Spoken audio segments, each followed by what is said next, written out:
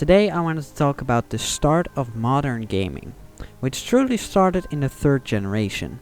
It might seem a bit weird to start in the third generation, but that's because the first and second generation were mostly just Pong consoles. So I'm starting with the third because modern gaming really started right there, in the third generation.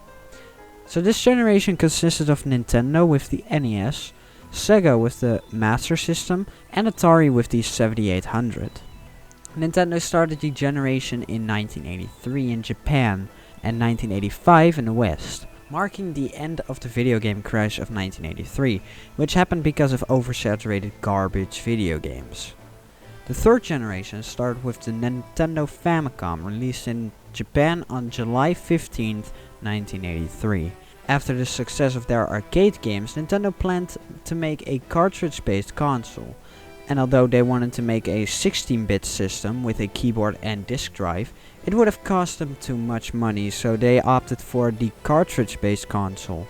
So they created the Famicom, short for Family Computer, which this thing was. Nintendo was really smart with releasing their console, so they obviously wanted to release the Famicom in the West.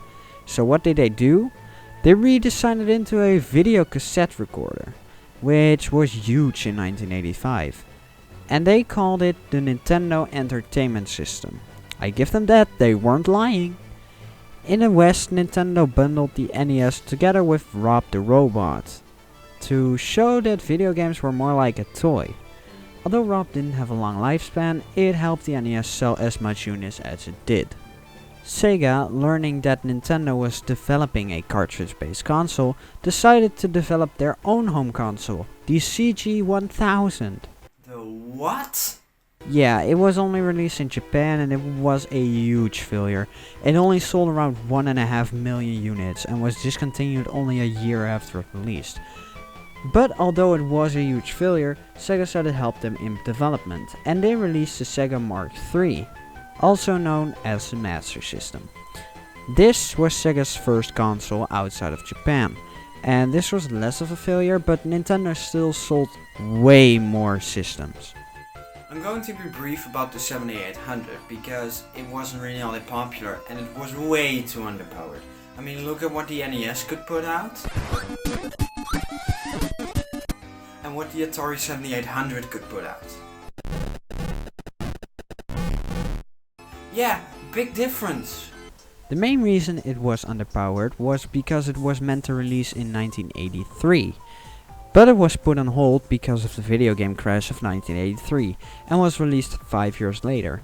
Due to this, the hardware was way too old and many people just went for Nintendo or Sega.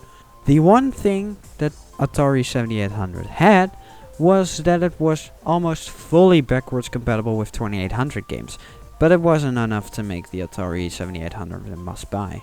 So, in the end, Nintendo won this generation with a whopping 62 million units sold.